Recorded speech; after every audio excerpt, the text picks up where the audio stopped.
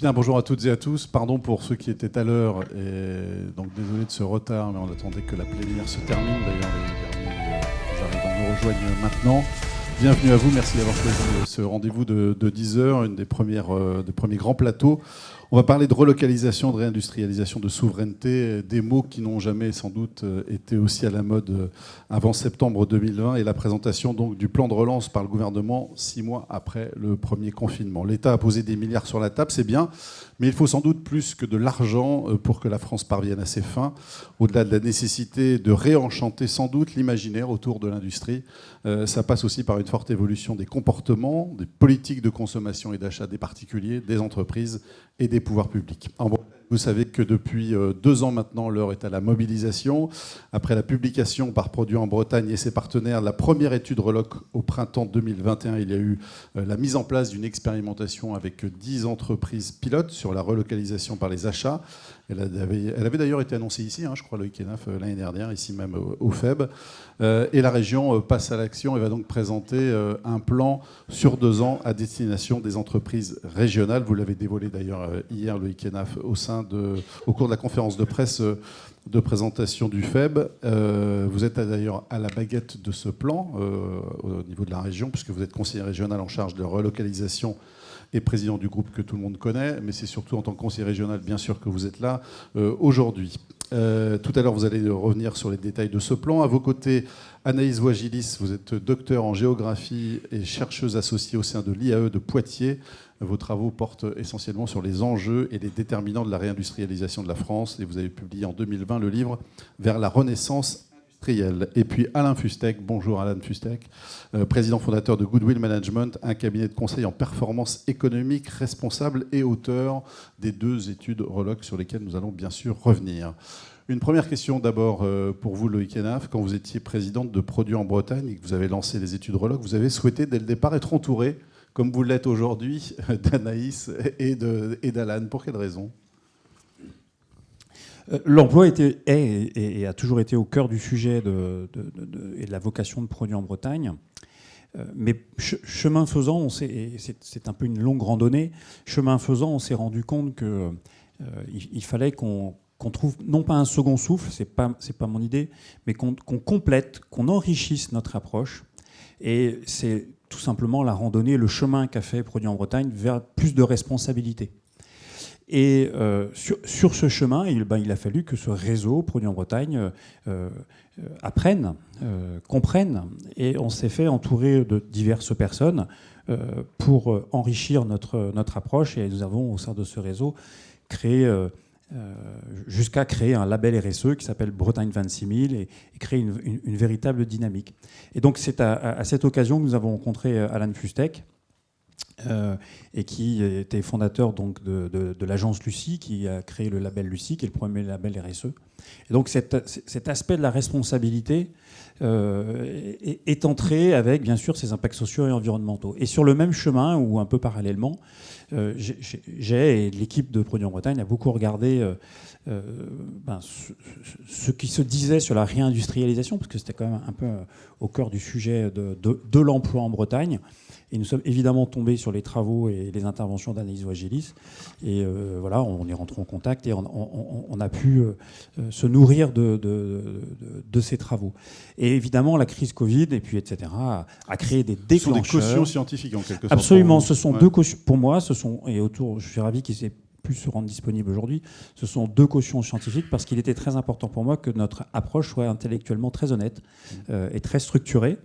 Et effectivement, pour boucler sur la réindustrialisation, les événements qu'on a connus ces 2-3 dernières années nous ont beaucoup bousculé. Et on a vraiment pris conscience que le sujet, et c'est le sujet du jour de la relocalisation, était une clé, voire peut-être une chance, une opportunité. Et je suis très convaincu, et c'est ce que j'essaie de partager aujourd'hui, que c'est un outil de transition formidable.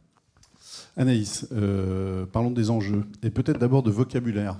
Quand on parle de relocalisation, de réindustrialisation, on parle de quoi ? Parce que dans l'inconscient collectif, on a l'impression que d'un seul coup, on va reconstruire des usines de 10 000 personnes, construire des usines ex nihilo dans les campagnes. Est-ce que c'est la réalité ? Est-ce que c'est ça ? Bonjour à tous, je suis ravie d'être parmi vous aujourd'hui. Donc, il y a en effet une confusion dans les termes entre ce qu'est la réindustrialisation et ce qu'est la relocalisation. Le fait de réindustrialiser un pays, c'est-à-dire qu'on va augmenter le poids du PIB dans un territoire qui a connu au préalable de la désindustrialisation. La relocalisation, c'est le fait de rapatrier sur le territoire des activités qui ont été au préalable délocalisées. Derrière cette idée de réindustrialisation, il se passe plein de choses extrêmement différentes. Et c'est pour ça que moi je préfère parler de renaissance industrielle plutôt que de réindustrialisation, parce qu'il y a plein de débats aussi qui se posent sur est-ce que l'industrie, au regard de son évolution, de son hybridation avec les services, est toujours le bon mot. Et donc on va considérer plusieurs choses. Premièrement, c'est le fait de redensifier le tissu productif existant, c'est-à-dire qu'on n'aura pas de renouveau industriel durable si le tissu productif qui reste sur le territoire se désagrège complètement. Donc on a besoin qu'il se densifie, qu'il s'inscrive dans des écosystèmes. La deuxième dynamique qu'on va considérer, c'est en effet la relocalisation d'activités, qui ne se fera pas sur le modèle des délocalisations précédentes, puisqu'on a eu des gains de productivité, on a eu des évolutions techniques, on a aussi des évolutions produits, donc les sites industriels ne seront pas forcément les mêmes. Et dans la relocalisation d'activités, vous pouvez avoir soit des activités qui sont jugées stratégiques, et donc qui vont être plutôt impulsées par l'État, ce qu'on voit par exemple dans le domaine de la santé, avec un certain nombre de molécules dites stratégiques qu'on veut rapatrier sur le territoire. Et puis ça peut être aussi des stratégies d'entreprise qui décident, soit par leurs achats, de rapatrier une partie de leurs approvisionnements en se sourçant en France, soit qui rapatrient une partie de leur production sur le territoire, soit dans des usines existantes, soit dans de nouveaux sites industriels. Et il y a deux dernières choses qu'on va considérer dans la dynamique de renaissance industrielle. C'est la localisation d'activités par l'attractivité de capitaux étrangers, c'est tout ce qu'on voit autour des gigafactories, et l'essor de nouvelles activités sur le territoire, notamment avec les startups industrielles. Et donc ça sous-entend aussi d'avoir des acteurs du financement, des industriels qui sont soit capables de travailler avec ces startups pour les aider à monter en puissance sur le sujet industriel, mais qui leur donnent aussi les moyens financiers de se développer en France. Et ce qui est important, je ne veux pas être trop longue, je suis déjà beaucoup trop parce que je suis trop bavarde, c'est que l'enjeu de la renaissance industrielle, c'est un enjeu d'écosystème et c'est un enjeu de mobilisation de l'ensemble des acteurs. Ce n'est pas une histoire de politique, ce n'est pas uniquement une histoire d'industriel, c'est une histoire d'une société qui décide de se mettre en mouvement en faveur de son industrie parce qu'elle considère que l'industrie qu'on va soutenir est nécessaire pour assurer son développement et assurer la viabilité de son modèle social. Et tant qu'à faire, autant le faire à l'échelle territoriale. Et tant qu'à faire, autant avoir un raisonnement en effet à l'échelle territoriale, puisque les écosystèmes, on va plutôt les penser de manière territorialisée, et donc sur la réflexion de comment les acteurs travaillent ensemble et s'assurer qu'on a bien toute cette mobilisation. Donc réindustrialiser, donc c'est maintenir le tissu en local, c'est le renforcer, et est-ce que relocaliser, c'est forcément participer à la réindustrialisation ? Les deux ne sont pas antinomiques. Hein, les deux ne sont pas antinomiques. La relocalisation est une composante de la réindustrialisation. On en a besoin. Je pense que ça échappe à personne que la France s'est profondément désindustrialisée. L'industrie manufacturière, c'est 10% de points de PIB, quand c'est 20% en Allemagne et 15% en moyenne européenne. Donc on a de la marge. Et derrière, c'est toutes les questions qui se posent sur les compétences, sur le foncier, etc. C'est combien d'emplois perdus ? Vous avez des chiffres là-dessus sur je ne sais pas, sur une période particulière. Sur 40 ans, on a dû détruire 3 millions d'emplois industriels. 3 millions d'emplois. Est-ce qu'on peut dire que depuis 3 ans, et ce plan de relance, la France est entrée dans une nouvelle dynamique de relocalisation et de réindustrialisation ? Alors, c'est un mouvement qui vient de plus loin. Je pense que la première prise de conscience, c'est au moment de la crise économique et financière de 2008, qui a provoqué les États généraux de l'industrie. Ensuite, on a eu le rapport de Louis Gallois, puis on a eu le ministère du redressement productif. Donc on était déjà dans une dynamique de vouloir enclencher cette réindustrialisation. On recrée plus d'emplois industriels qu'on en détruit, y compris dans des secteurs emblématiques de la désindustrialisation comme le textile, à partir du 4e trimestre 2017. Mais 2020 a une vraie accélération parce qu'il y a la pandémie, la mise à l'arrêt d'un certain nombre de chaînes d'approvisionnement, la prise de conscience qu'on ne produit plus un certain nombre de choses vitales pour l'indépendance de la nation sur le territoire, qui s'est doublée de la guerre en Ukraine, et donc une volonté qui n'est pas seulement française Et je pense que c'est important de le comprendre. C'est une volonté mondiale de toutes les nations de reprendre en main leur destin industriel. Ce qui conduit à l'Inflation Reduction Act aux États-Unis, ce qui induit des politiques en Corée du Sud, au Japon, à Taïwan, et aussi en Europe, avec des phénomènes de concurrence entre les États pour attirer aussi les capitaux étrangers et les technologies émergentes. Vous parlez de dynamique ou pas? On en est rendu là? C'est une question un peu piège. Je pense qu'il faut être optimiste. On a enclenché une dynamique. Maintenant, on est dans quelque chose qui reste extrêmement fragile, à la fois parce qu'on a un tassement de la demande plutôt mondiale, qu'on a un tissu productif en France qui reste extrêmement fragile et qu'on n'a pas, à mon avis, encore réussi à construire ce qui, pour moi, est essentiel, c'est-à-dire que cette industrie l'a raccrochée à une vision de société. Et la vision de société, on peut la porter à l'échelle d'une région. C'est qu'est-ce qu'une région a envie de construire avec l'industrie qu'elle a et comment elle se projette. Et c'est quelque chose qu'on doit construire à l'échelle nationale. Et donc ça demande un temps de débat, puisque vous pouvez avoir derrière les industries que vous soutenez, le modèle industriel, des choix de société qui sont radicalement différents. Et en fait, c'est des questions qui se posent très frontalement à nous avec la crise climatique. On voit bien que dans les réponses qu'on peut apporter face au réchauffement climatique, on a des visions et des réponses totalement différentes en fonction de l'interlocuteur. Et donc, si on ne passe pas par ce temps de construction d'un consensus sur ce qu'on veut faire, eh ben, on sera toujours soumis à des aléas de changement de politique, à des événements extérieurs sur lesquels on n'a pas de maîtrise. Et donc, ce temps de débat qui peut donner le sentiment qu'on perd du temps et de se dire pourquoi on ne l'a pas fait avant, et la garantie qu'on peut inscrire quelque chose dans le temps long et qu'on peut aussi dépasser les clivages politiques et les guerres de chapelle. On va parler des deux études Roloc dans un instant, le IKNF et Alan Fustek. Juste question pour vous, dans le prolongement de ce que vient de dire Anaïs. De votre point de vue à vous, les blocages, les freins, ils sont où aujourd'hui? Vous les situez où? Est-ce qu'il y a une question aussi de ce que je disais en introduction, c'est réenchanter aussi l'imaginaire autour de l'industrie? C'est peut-être aussi des sondages qui montrent une volonté de consommer français, mais il n'y a pas encore de traduction en acte d'achat, donc des changements de comportement des consommateurs. Ils sont où, pour vous, les freins et les blocages? Moi, comme vous voulez. Écoutez, je partage les propos d'Anaïs sur cette société et quelle société on veut et quel engagement, quel mouvement, quelle envie on a tous collectivement. Et c'est quand même un peu au cœur du propos du collectif qu'on a monté, du comité de pilotage de ce programme de relocalisation qu'on vous donnera un petit peu dans les détails tout à l'heure. Mais c'est un très vaste comité de pilotage parce que on a besoin de faire société en Bretagne derrière cette envie d'être une société bretonne productive, une société bretonne de production au sens très très large. La conviction que moi j'ai aujourd'hui, c'est que on a besoin de progresser, on a besoin de comprendre, et c'est tout le propos de cette table ronde et de ce que l'on fait ici. On a besoin de s'éclairer parce qu'aujourd'hui, on a les clés, on a la possibilité de faire bouger les choses dans un contexte qui va être de plus en plus contraint. Je me permets de vous rappeler la règle Fit for 55, qui va nous emmener quand même, votée le 14 juillet 2021, qui va nous obliger à réduire de 55% de gaz à effet de serre à échéance 2030, moins 55% net. C'est monstrueux. C'est un pas de géant.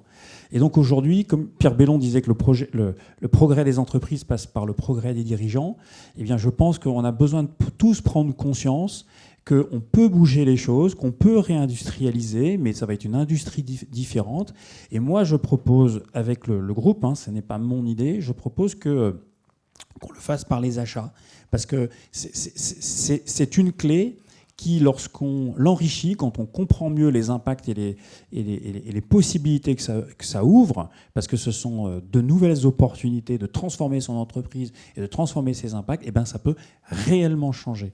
On y revient dans un instant. Alan Fustek, vous, juste avant que vous répondiez, peut-être, je vois des gens debout, c'est un peu dommage, il y a de la place devant, donc venez, on ne vous regarde pas, faites ça discrètement, on n'a rien vu. Il reste 4, 5, 6, 8, 9, au moins une dizaine de places encore dans la salle, donc n'hésitez pas, il y en a ici également sur le côté, venez. Vous êtes les bienvenus. Merci. Alan Fustek, pardon, juste rapidement avant qu'on parle des études, pour vous, frein, blocage. Oui, bonjour tout le monde. Très rapidement, sur la base des 2 études, je citerai 3 facteurs. Le premier facteur, c'est que beaucoup d'acteurs économiques n'ont pas pris conscience que les coûts de production ont fondu. L'écart de coûts de production a fondu entre les pays où on achète beaucoup au loin, comme la Chine ou l'Inde ou le Brésil, et l'Europe. Ils ont fondu sur la période, toute la période de la grande vague de délocalisation. Ça dépend bien sûr des produits, mais globalement. Donc il y a des possibilités aujourd'hui qu'on n'avait pas hier. Le deuxième élément qui est un gros frein, c'est tout simplement l'inertie. C'est-à-dire que quand vous avez mis en place tout un système d'achat qui fonctionne bien, qui marche bien, qui donne satisfaction, repartir de zéro, ce n'est pas si facile. Et le troisième frein, qui à mon avis est un sujet très important pour la Bretagne, c'est le fait de savoir travailler ensemble. C'est-à-dire qu'on a d'autant plus de possibilités de relocalisation qu'on s'y met à plusieurs. Loïc Henaf, juste 2 mots peut-être sur l'origine des études et le pourquoi. Qu'est-ce que vous vouliez mesurer précisément lorsque vous lancez l'initiative dans Produits en Bretagne ? Alors effectivement, c'est une initiative de Produits en Bretagne qui avait été soutenue par la région, le MEDEF et Arkea. Et donc on avait passé commande, après des échanges avec Alan Fustek et Goodwill Management, passé commande d'une étude macroéconomique pour comprendre tout simplement et connaître, quantifier ce que l'on achetait, ce que l'on exportait, donc ce qui rentre, ce qui sort, et s'il y avait des possibilités identifiées par secteur, par activité, tout simplement de fabrication en local. Et l'étude, Alan en dira beaucoup de choses, mais cette étude avait démontré qu'il y avait des milliards de points de PIB, enfin des milliards de PIB, 5 milliards de PIB potentiels, ce qui équivalait à 130 000 emplois. C'est-à-dire que si on commence à fabriquer ici ce qu'on achète ailleurs, c'est de la valeur, beaucoup de valeur pour la Bretagne et pour la France et pour l'Europe. Et c'est des emplois dans une Bretagne qui est attractive, qui a un solde démographique positif, mais il va bien falloir que tout le monde ait un emploi. Et on avait identifié un certain nombre de secteurs précis. Alors je les ai sous les yeux, l'aéronautique, oui. On a matière parce que la Bretagne est une terre aéronautique, on l'oublie souvent, on a matière à fabriquer en local des choses que l'on achète. Du côté des machines agricoles et machines pour l'agroalimentaire, on achète beaucoup, on fabrique aussi beaucoup, mais on en achète plus. Dans le secteur des emballages, et vous verrez que c'est un secteur particulier où on a besoin de travailler, dans le numérique également, et enfin dans le traitement des déchets, qui est un secteur dans lequel il va falloir que la Bretagne, je dirais, passe plus que la surmultiplier. Et on avait listé 50 secteurs, identifié le nombre d'emplois, etc., et validé par des membres. Pardon, juste à vous êtes parti sur combien de secteurs vous au départ ? Parce que là, on parle de 5-6, mais... Alors, ouais, sur l'étude Reloc 1, donc c'était macroéconomique. Petite précision pour commencer, on s'est beaucoup posé la question de ce que disait Anaïs à l'instant, c'est-à-dire est-ce qu'on va plutôt évaluer du potentiel de relocalisation ou de réindustrialisation ? Et comme on avait un objectif à relativement court terme, 2030 c'est demain, on s'est dit qu'on allait plutôt travailler sur de la relocalisation. On est parti sur une analyse de 500 secteurs, un peu plus de 500 secteurs économiques. Très vite, on en a évacué un peu plus que la moitié, parce que ce sont des secteurs dans lesquels la Bretagne n'achète rien, tout simplement. Voilà. Et puis donc sur la moitié restante, on a concentré notre analyse. À nouveau, on en a à l'étude cette fois-ci évacué certains, notamment parce que les capacités de relocalisation apparaissaient comme trop hypothétiques. Pour relocaliser ou réindustrialiser, le ticket d'entrée c'est 1 milliard parce qu'il n'y a rien sur le territoire, ou 2 milliards, on se dit on va peut-être pas commencer par ça. Et donc, en fait, on a sélectionné des secteurs, premier filtre, qui, bien sûr, importaient beaucoup, mais qui également exportaient pas mal.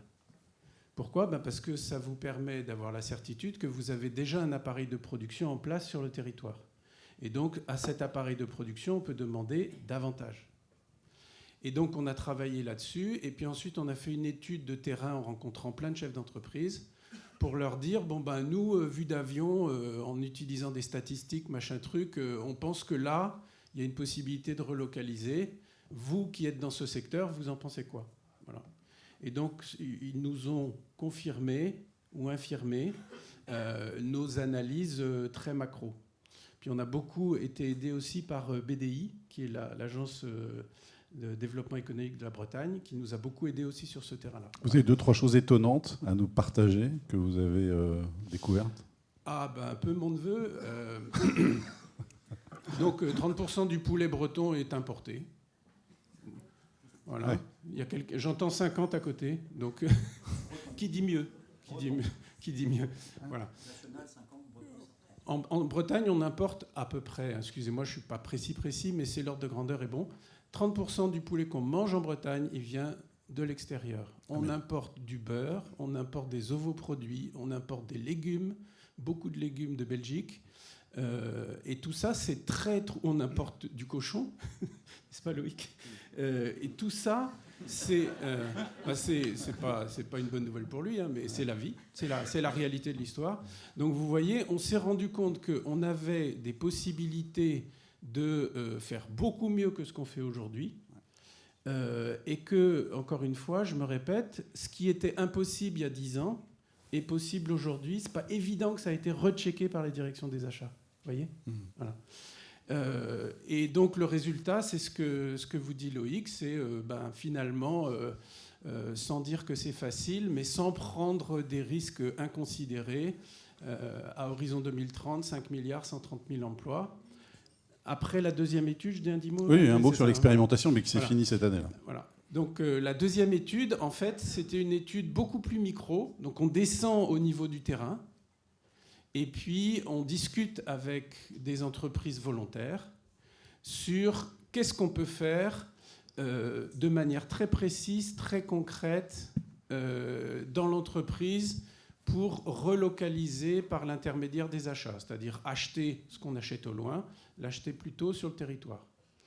Et donc là, on a pris tous les fichiers achats, on les a descendus, on a comparé les secteurs dans lesquels les entreprises du panel achetaient avec ce qu'on avait vu comme potentiel à l'origine. On a fait un autre truc qui était rigolo, c'était de dire, tiens, telle entreprise, en fait, ça, elle l'achète en local. Et puis telle autre, la même chose, elle l'achète au loin. Pourquoi ? Là, il y a moyen de faire un truc, vous voyez ? Voilà. Bon, bref.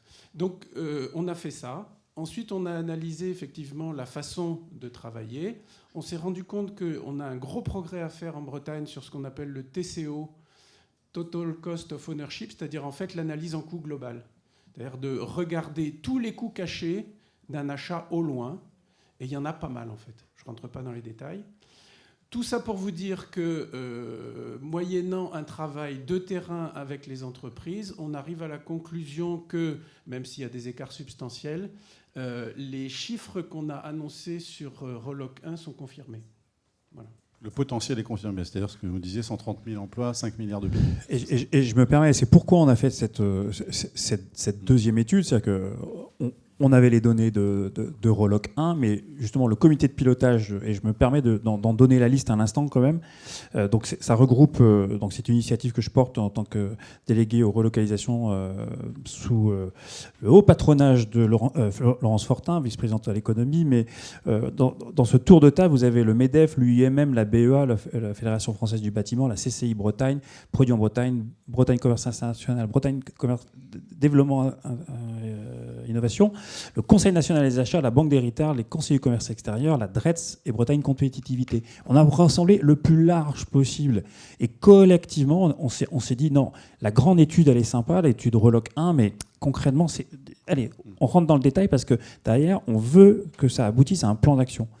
Et donc, cette étude, elle était là pour vérifier que ce qu'on avait regardé, comme l'a dit Alan, était vrai, et se vérifiait, et puis aussi pour balayer des idées je réinsiste sur ce qu'a dit Alan. Faire une relocalisation économique compétitive, c'est désormais possible. C'est désormais possible. Ici même, l'année dernière, Geoffroy Roux de Bézieux, qui est aussi entrepreneur, ancien président du MEDEF, avec qui j'avais échangé, me disait que lui-même, dans ses entreprises, une entreprise de vélo, avait relocalisé de l'activité de fabrication de cadres de vélo, en Europe.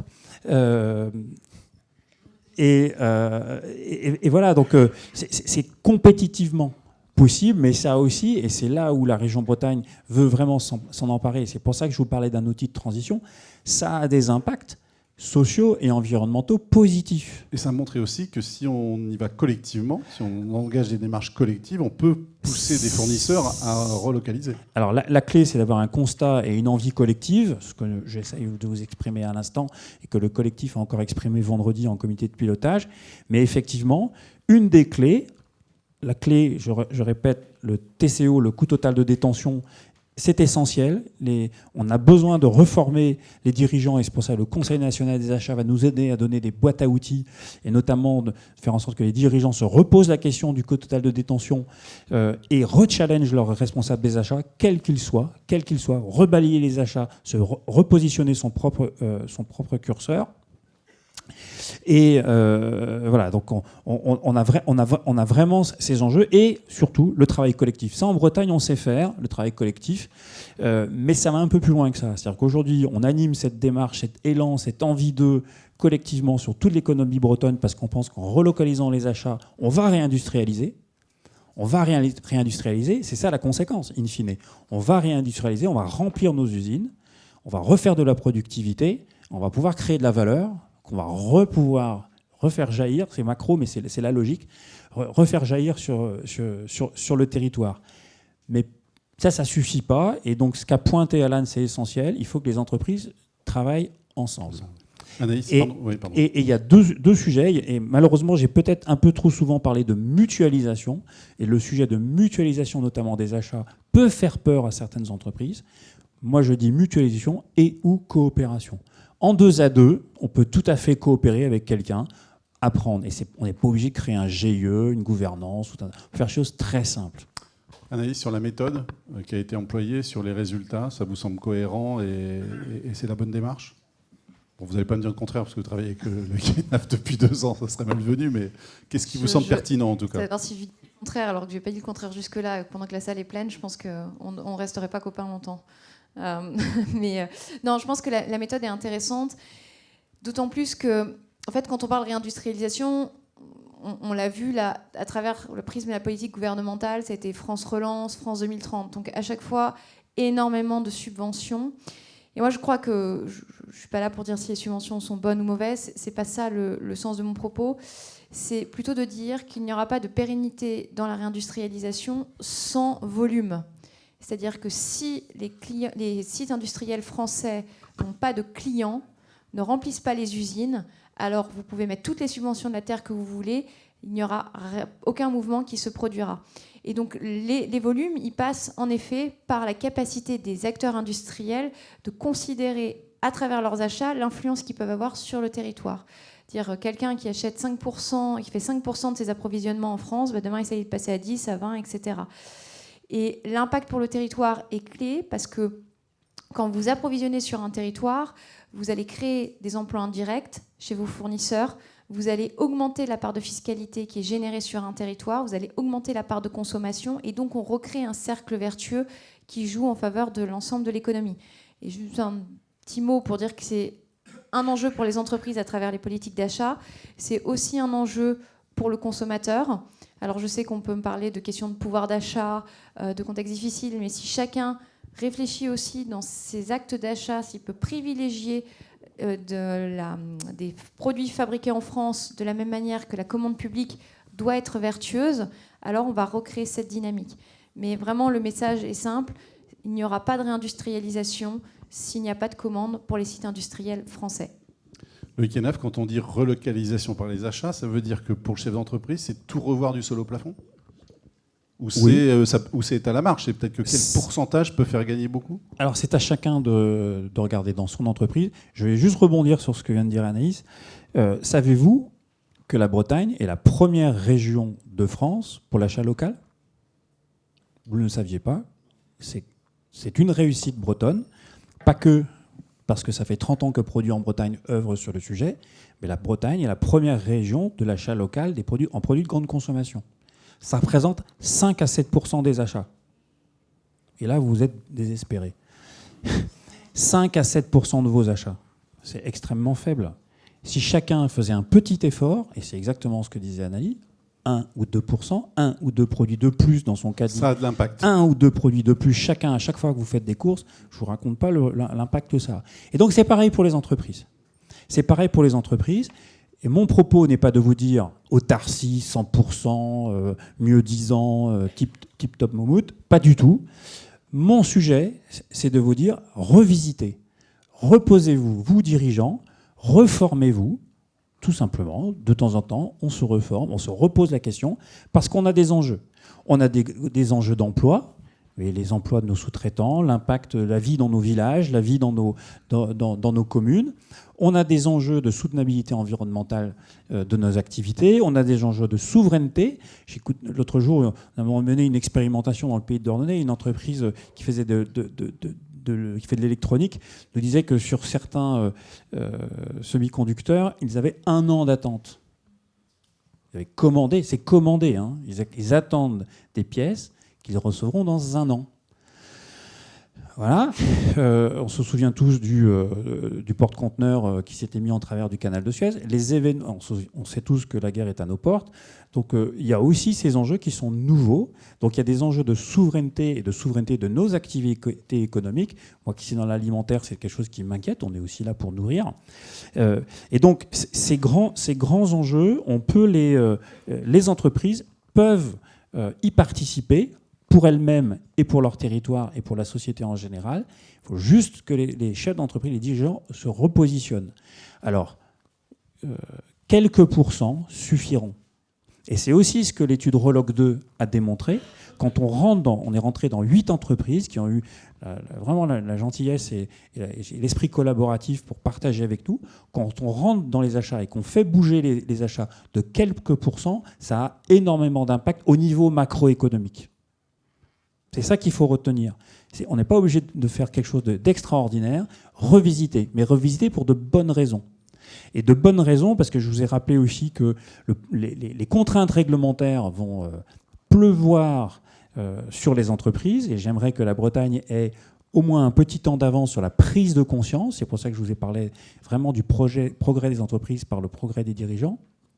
On a parlé de Fit for 55, mais Bretagne Développement Innovation a poussé une frise réglementaire à 2050 et qui vous montre, au-delà des déclarations extra-financières que vous allez être obligés de faire dans les prochains mois désormais, parce que si je me souviens bien, c'est sur l'année 2024, et donc en 2025, il va falloir déclarer, et pas juste de l'intention, il va falloir déclarer du document officiel, et bien derrière, évidemment, vos parties prenantes vont vous demander du progrès. Ce que nous, on propose, c'est que cette démarche de relocalisation par les achats, revisiter ces achats, est vraiment le point d'entrée, la méthodologie, le point d'entrée pour réaliser une transition de son entreprise et être plus à même d'encaisser les chocs à venir. Il nous reste peu de temps et je voudrais qu'on présente le plan dans un instant. Juste une question par rapport à l'environnement, Alan Fustek et Anaïs. Est-ce que la relocalisation, ça n'est pas antinomique aussi avec les ambitions environnementales? Parce que finalement, on va émettre plus sur le territoire. En même temps, vous allez me dire, on va économiser des gaz à effet de serre sur ce qu'on importait avant pour le produire local. Quelle réponse vous apportez à ça, Alan Fustek et Anaïs? Alors en fait, sur l'étude Reloc 2, c'était pas sur la première étude, sur l'étude Reloc 2, ce qu'on a fait, c'est qu'on a fait des analyses d'impact. Donc on utilise pour ça une méthode de triple comptabilité, économique, sociale, environnementale, où on peut tout calculer en euros. Et on sait calculer la dette environnementale d'une entreprise en euros, en prenant en compte ses émissions de gaz à effet de serre, ses polluants atmosphériques, sa consommation d'eau, de matières premières, l'artificialisation des sols, etc. Ce que révèle cette étude, c'est que, évidemment, lorsque vous relocalisez, vous avez un impact socio-économique positif. Si vous relocalisez 1 euro de valeur ajoutée depuis l'Asie en France, vous allez avoir des emplois en plus qui dépendent de cet euro et vous avez 1 euro de PIB en plus. Je précise qu'on calcule non seulement l'impact de l'entreprise considérée auprès de qui on achète, mais également de toute sa chaîne de fournisseurs, 1, 2, 3, N. On a des modèles macro pour faire ces calculs-là. Voilà. Bon, c'est évident sur le plan socio-économique. Et comme vous le dites, ce qui est moins évident, c'est sur le plan environnemental. Donc on a fait les calculs. Vous avez une baisse d'impact environnemental énorme et une baisse de dette environnementale énorme à partir du moment où vous relocalisez. Alors, il y a une chose qui pourrait vous surprendre, c'est que finalement, le poids du transport là-dedans est assez faible. C'est-à-dire le gain environnemental du fait qu'on produit sur place.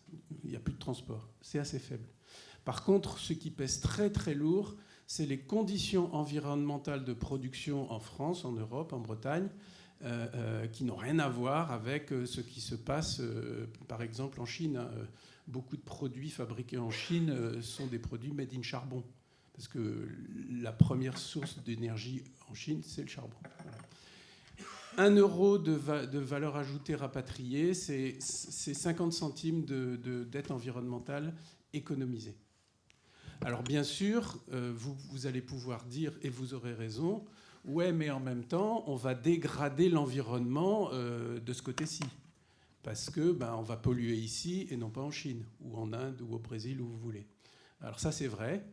Et donc, on peut avoir un raisonnement not in my backyard, quoi, c'est-à-dire je ne veux pas de ça chez moi. Voilà. Mais globalement parlant, si vous prenez conscience du fait que les ressources en eau au niveau mondial, c'est les mêmes, on respire le même air, comment dirais-je, en partie la biodiversité c'est la même, etc., etc. Vous faites une analyse globale, vous vous rendez compte qu'il y a une baisse des impacts environnementaux qui est énorme. Anaïs, en complément ? Oui, peut-être en complément. Il faut avoir conscience que quand on considère l'empreinte carbone de la France, aujourd'hui, 51% de notre empreinte carbone est liée à nos émissions importées, c'est-à-dire des produits semi-finis ou finis et les services qu'on importe de l'étranger.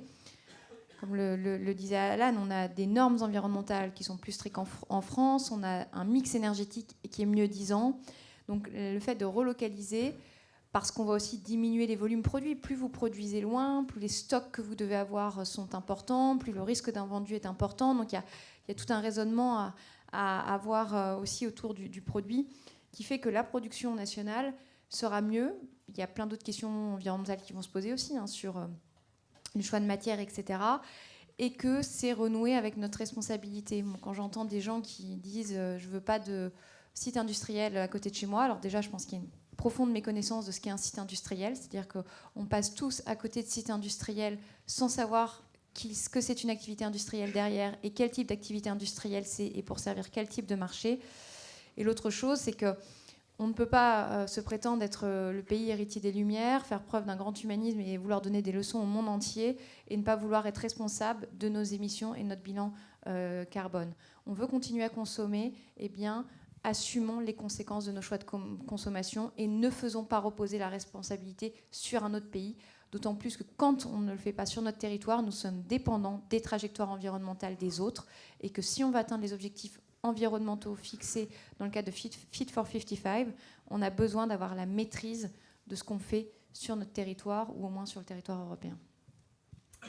Merci, il nous reste à peine 10 minutes, Loïc Henaf, et je voudrais maintenant que vous nous présentiez donc ce fameux plan d'action qui a été arrêté vendredi en comité de pilotage. Il a un nom d'ailleurs, le plan, ou pas ? Non. Non. Ce sera reloc. Je sais pas. Pour une relocalisation décarbonée par les achats, par exemple. Donc c'est un plan sur combien de temps et avec quels axes ? Alors juste vous dire, parce que je vous invite à une lecture ce week-end, à reprendre Terre des Hommes de Saint-Exupéry, parce que je suis touché par ce que dit Anaïs sur la responsabilité. Il y a un passage magnifique sur à quel point il admire Guynemer parce qu'il est responsable. Et il le compare à un arbre. Voilà, relisez ça ce week-end, Terre des Hommes, Syntex. Alors ce plan, c'est une dynamique. C'est une dynamique que nous avons lancée collectivement. J'insiste vraiment sur le collectif, qui est en accord avec le président de région, Loïc Chenet-Girard. On l'inscrit comme un projet de 2 ans. Voilà. L'idée, on démarre quelque chose, dans 2 ans, 24, 25, dans 2 ans, on fait le bilan, on continue, on accélère, on dévie, mais on n'est pas en train de construire un truc dont on ne saura plus quand est-ce qu'il s'arrête. Donc fin 2025, ce ne sera pas un machin, il n'est pas question que ce soit un machin. Il est parti sur une vision partagée. Je me permets de prendre ma fiche pour être bien sûr de ce que je vais vous lire. Cette vision partagée, c'est que le 21e siècle sera celui de la transition réussie de la société bretonne de production qui agira en responsabilité, et ça résonne avec ce qu'on vient de se dire, en responsabilité par ses achats, vers sa souveraineté, on est bien vers et pas une souveraineté absolue, par sa frugalité, et Alan a bien insisté sur le sujet, et en renforçant nos écosystèmes locaux et sur la formation. Et la formation, c'est le capital humain, c'est essentiel parce qu'il va falloir vraiment qu'on se transforme. Tout ça pour vous dire que cette vision, elle adresse aussi 6 objectifs de développement durable, 6 ODD, qui sont quand même une injonction à bouger, à agir vite. Le secrétaire général de l'ONU nous a rappelé fin juillet qu'il était très inquiet pour l'atteinte des objectifs de développement durable à échéance 2030. Et il est temps qu'on se remue le popotin, comme j'aime souvent dire.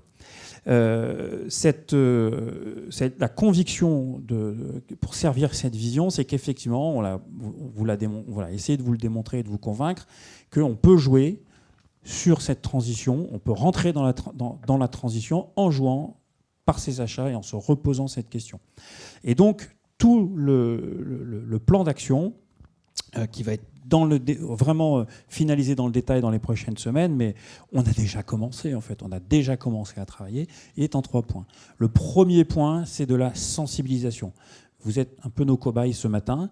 On a vraiment besoin que tout le monde, collectivement, on apprenne, on améliore, on passe en nouvelle version du logiciel, parce que les échéances sont et importantes et urgentes.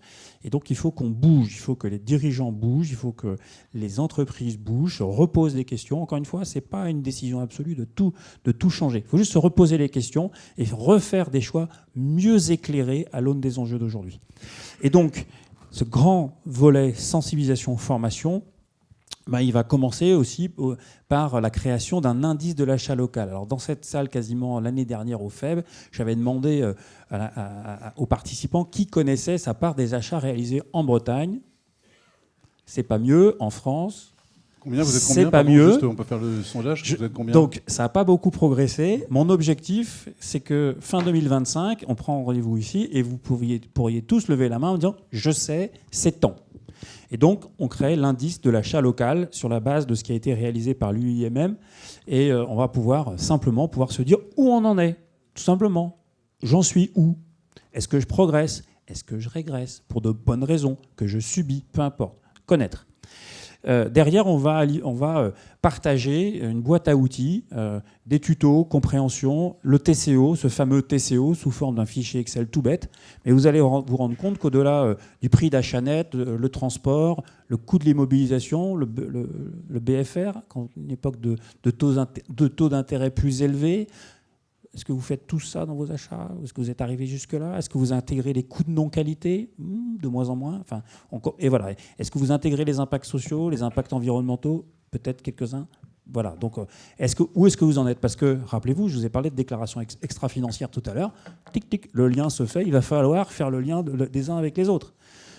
Et il va falloir bouger. Et vos contrôleurs de gestion, vos commissaires aux comptes, tout le monde va bouger. Donc reprenez la main sur le sujet. Donc il faut vraiment qu'on en parle. C'est une mise à jour du logiciel des dirigeants. Oui, des dirigeants et du dialogue avec le ou la responsable des achats de l'entreprise. Un dialogue, remettre des objectifs et des indicateurs en ligne avec la stratégie globale de l'entreprise.